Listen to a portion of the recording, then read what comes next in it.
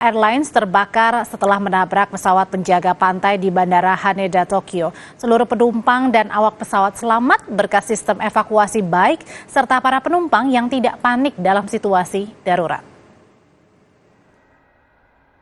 2 Januari 2024, 367 penumpang dan 12 awak pesawat Japan Airlines 516 mengalami situasi darurat pasca pesawat itu menabrak pesawat lain saat mendarat.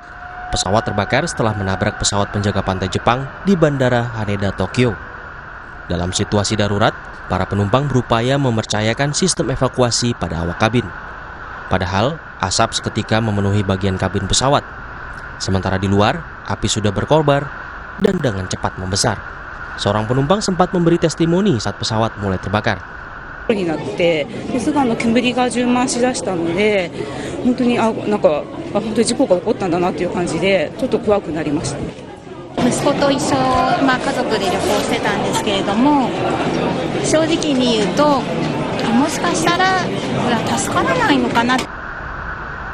Namun dengan kecekatan awak kabin melakukan evakuasi dan ketenangan para seluruh penumpang, akhirnya penumpang dan awak selamat meski pesawat habis terbakar.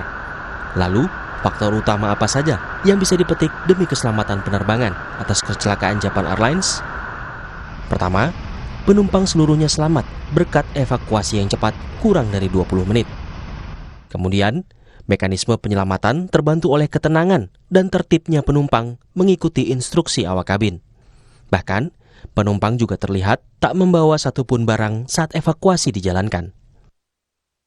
Sebelumnya pesawat Japan Airlines berangkat dari Sapporo dan dijadwalkan mendarat di Bandara Haneda pukul 17.47 waktu setempat. Namun saat mendarat, pesawat Japan Airlines bertabrakan dengan pesawat penjaga pantai Jepang yang akan berangkat menuju Niigata membawa bantuan untuk korban gempa. Dari hasil penyelidikan sementara, pesawat Japan Airlines sudah menerima konfirmasi pendaratan di Bandara Haneda. Namun di saat bersamaan, pesawat penjaga pantai yang diminta tidak masuk ke landas pacu justru masuk untuk terbang. Meski seluruh penumpang Japan Airlines selamat, korban jiwa justru timbul dari pesawat penjaga pantai.